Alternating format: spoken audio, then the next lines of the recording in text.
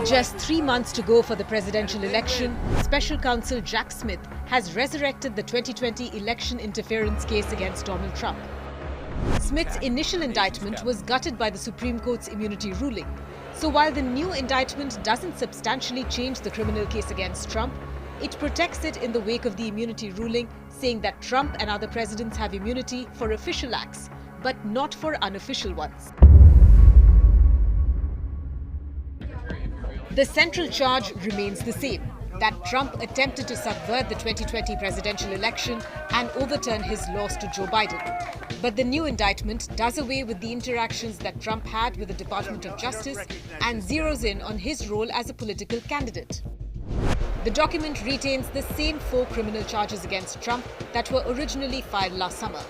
But portions of the new indictment are rewritten to emphasize that Trump was not acting in his official capacity during his efforts to overturn the election.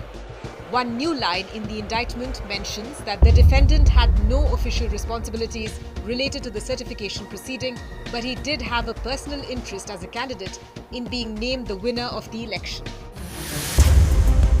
The new document removes the mention of Jeffrey Clark, a former Justice Department official who aided Trump in his attempt to try and overturn the election. Clark was the only government official who was listed as an unnamed co-conspirator in the original indictment. In its July ruling, the Supreme Court wrote that Trump was absolutely immune from prosecution over his discussion with Justice Department officials. So that explains Clark's removal from the new indictment. The Supreme Court also suggested that a president could be criminally immune in connection to acts between him and the vice president. So the latest indictment reframes Trump's interactions with Mike Pence, emphasizing that he was Trump's running mate instead of the vice president. Jack Smith's new case still faces huge obstacles. The presiding district court judge, Tanya Chutkan, will have to interpret the court's ruling to decide which evidence remains admissible.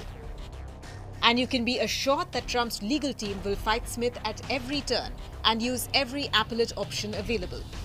The former president's legal and campaign team may accuse Smith of infringing Justice Department custom to avoid proceedings against key political figures so close to an election. In any event, it appears unlikely that the case will reach court before the November 5 election.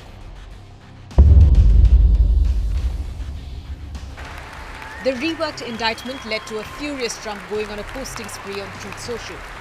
He called it a resurrection of a dead witch hunt, an act of desperation, persecution of a political opponent. He also called Jack Smith deranged and demanded that the case be dismissed immediately. I think it's clearly an effort to try to do more election interference from Jack Smith. He should be ashamed of himself, and it's one of the reasons why we have to win, because he should not be anywhere near power.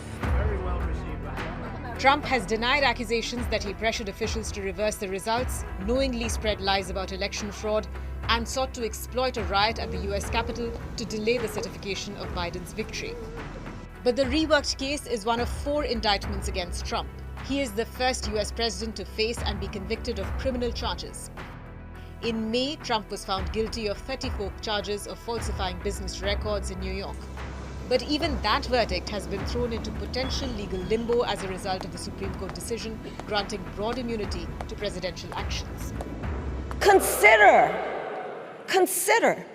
the power he will have, especially after the United States Supreme Court just ruled that he would be immune from criminal prosecution. Just imagine Donald Trump with no guardrails.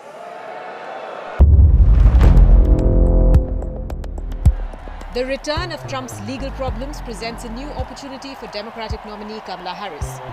So far, she has been focusing on presenting herself as a candidate of generational change compared to Trump. Now, with another indictment, she can drive home the point of moving past the chaos of the Trump years into a more optimistic future. On the other hand, Trump has used his criminal problems to revive his campaign, especially during the Republican primary contest. His new indictment comes almost exactly a year after he showed up to be booked at an Atlanta jail and his mugshot turned into a symbol of defiance. Trump has lately struggled to stop Kamala Harris's momentum, and the latest indictment could be just what he needs to portray himself as a victim of election interference by the Biden-Harris administration.